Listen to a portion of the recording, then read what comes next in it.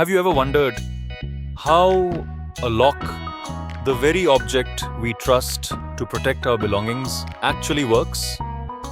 And whether there are hidden weaknesses inside that we simply can't see?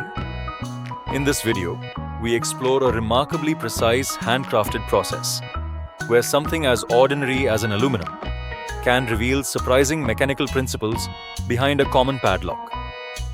Everything begins with a simple choice. A used aluminum can, at first glance, is just trash. But if you look closely, you'll notice something interesting. The aluminum from a can has a unique property. It's thin enough to slip into tight spaces, yet strong enough to maintain its shape under pressure. This balance makes it an unexpectedly suitable material for small mechanical experiments. After being cleaned and flattened, the aluminum is cut, not randomly, but into a calculated shape, a T-shape. This isn't just for convenience, it's designed to match the geometry of the lock's shackle, the curved metal part we pull when unlocking. This stage demands the highest level of patience. The top of the T is gently curved to match the contour of the shackle. If the curvature is off, even slightly, the tool won't function properly. Every cut, every edge, directly affects how the tool interacts with the internal mechanism. This is no longer just cutting metal.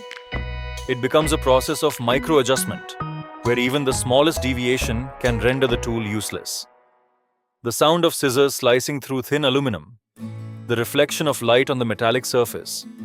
Together, they create a nearly meditative experience, one that requires full concentration on every tiny movement. Once the tool is ready, here the testing begins.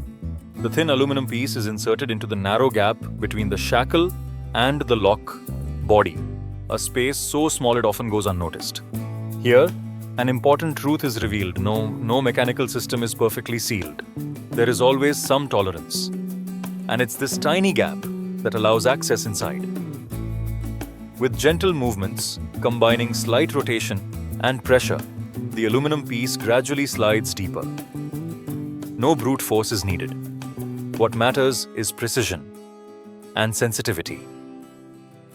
When the tool reaches the correct internal position, it begins to interact with the locking mechanism. And then, a subtle sound appears. Click. The shackle pops open. So, what just happened? Most basic padlocks rely on an internal spring that pushes a metal latch into place. This latch holds the shackle firmly, preventing it from being pulled open.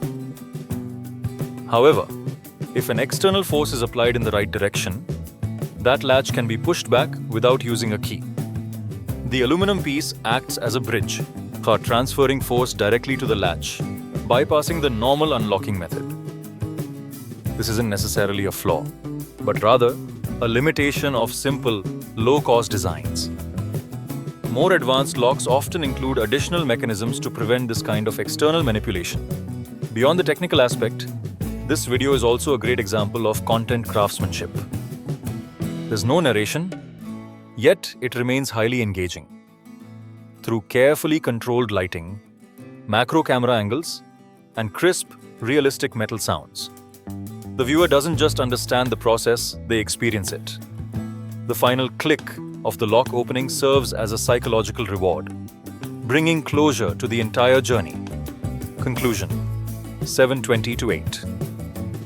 The most important takeaway here is not how to open a lock, but understanding. Understanding that every system has limitations.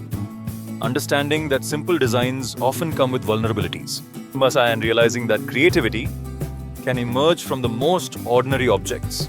An aluminum can, an idea, and a different perspective. Sometimes, that's all it takes to see the world in a completely new way.